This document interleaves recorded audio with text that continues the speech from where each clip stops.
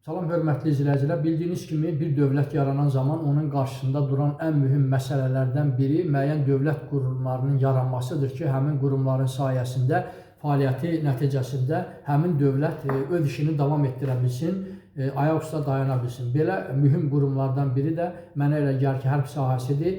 O cümlədən əgər bir dövlət müharibə ərəfəsinə gəlib çıxarsa, müharibə etməli olarsa, onun hərbisi də güclü olmalıdır. Eyni zamanda hərbin bütün sahələri güclü olmalıdır ki, həmin dövlət uğur qazana bilsin. Hərb sahəsinin ən mühüm hissələrindən biri də mənə elə gəlir ki, sualtı donanmadır, hərb gəmilərinin olmasıdır.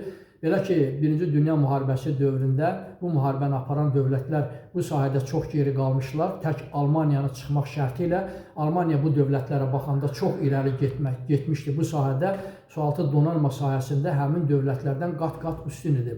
Bu sahədə o dövrdə ən geridə qalmış isə Rusiya idi. Belə ki, 1917-ci ildə deməli, bolşeviklər hakimiyyətə gələndən sonra, Sovet Rusiyası yarandıqdan sonra bu sahədə müəyyən işlər görüldü və uğur qazanıldı. Belə ki, 1927-ci ildə Leninqradda Baltik zavodunda D seriyadan olan D1 seriyalı sualtı hərb gəmisi yaradıldı. Lakin bu gəmi uğur qazana bilmədi.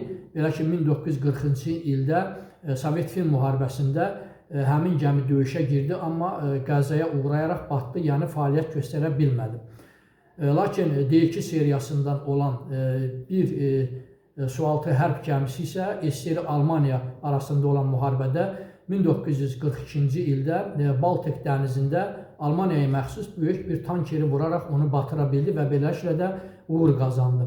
Çox sağ olun, kanalıma abunə olmağı unutmayın.